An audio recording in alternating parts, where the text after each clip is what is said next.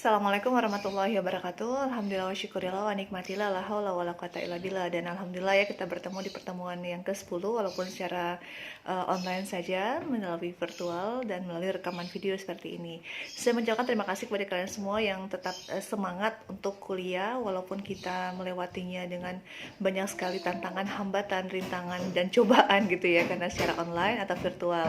Nah, untuk PKI 2B di mata kuliah Civic Education, saya mengucapkan terima kasih untuk PJ-nya ya, Mona Lisa, dan tadi juga sudah presentasi ya tentang otonomi daerah ya. Otonomi daerah adalah kewenangan yang diberikan oleh pemerintah pusat kepada pemerintah daerah. Jadi secara otonomi gitu. Jadi pemerintah daerah seperti Kalimantan Barat itu mempunyai kewenangan untuk mengatur dirinya sendiri tanpa campur tangan dari pemerintah pusat atau Jakarta.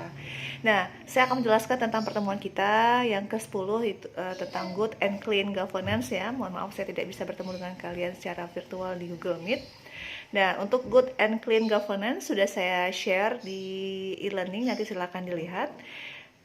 Apa itu Good and Clean Governance? Tapi bolehlah sedikit saya bahas ya, bahwa Good and Clean Governance adalah tindakan atau perilaku dari pemimpin yang ada di mana tujuannya adalah untuk meningkatkan kesejahteraan rakyatnya gitu ya. Nah, kemudian kalian bisa lihat nanti ya di e-learning itu juga sudah di-share bahwa ada prinsip-prinsip dari good governance, adanya partisipasi, penegakan hukum, kemudian ada karakternya juga.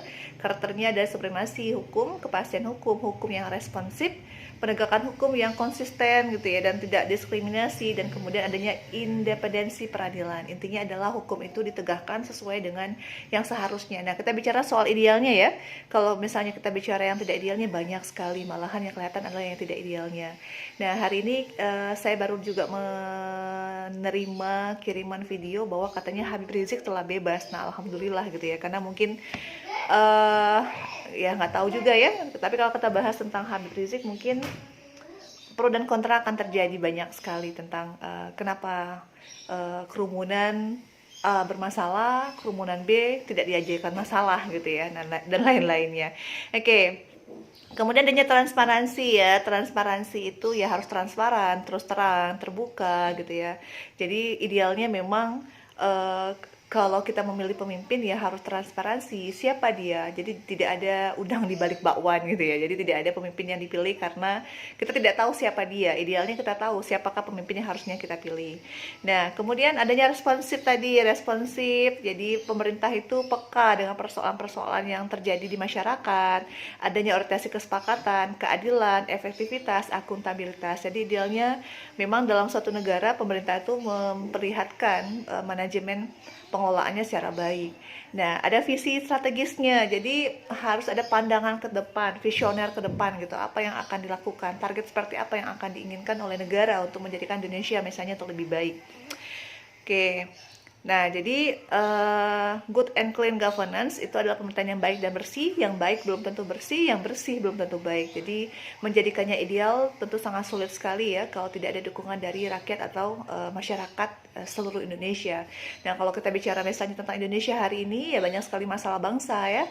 COVID-19 yang masih pro dan kontra gitu ya, yang katanya adalah hanya settingan-settingan. Ya bisa saja iya, bisa saja tidak, tergantung dari bagaimana cara pandang kita.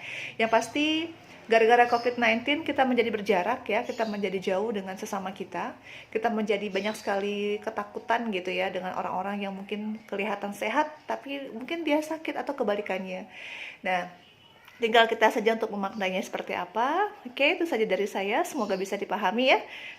Semoga selalu sehat untuk mahasiswa BKI semester 2B.